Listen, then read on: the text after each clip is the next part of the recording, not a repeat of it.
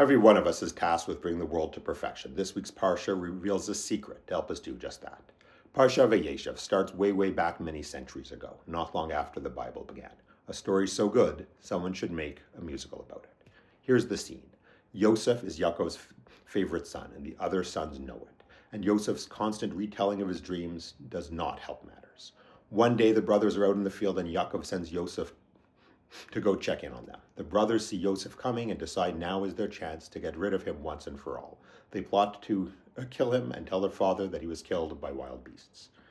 But Reuven, the oldest, says, "Let us not take his life. Shed no blood, cast him into that pit, but do not touch him yourselves."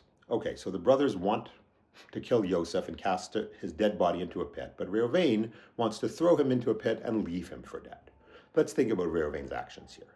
Sure, his recommended course of action is a little better than that of his other brothers. Not killing someone and leaving them for dead is better than actually killing them, but only slightly. Is it good enough to be a little bit better than those around you? But let's go back and look at the text of the Parsha. The Torah does something unusual here. It tells us Reuven's thinking.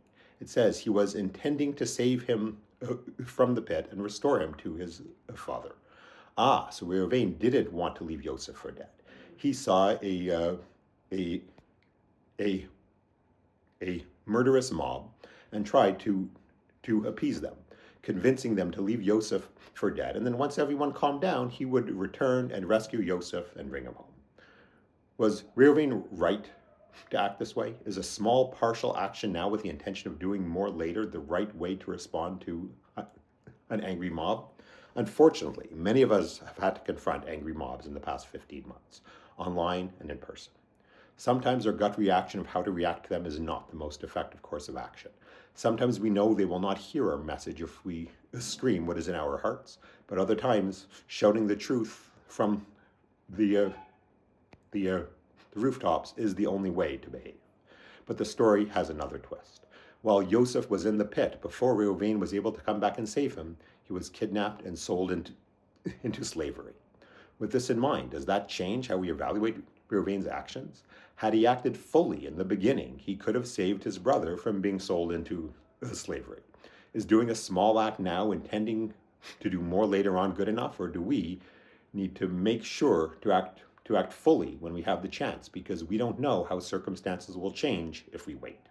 Well, there's one more twist to this. Reuven's small action, even though it led to Yosef being sold into slavery, set into motion a series of events that would eventually lead to the entire family and region being saved from a giant famine. And it also lead to the fulfillment of Hashem's promise to Abraham to turn his family into a great nation. Chaverim, my friends. The world around us has gone crazy. How should we react to that? Should we go crazy too? Should we react to their hate with hate of our own? When they bring hateful protests into the heart of our communities, should we return the favor? Should we try to be a little better than the world around us? Should we act in some small way now, intending to do more later?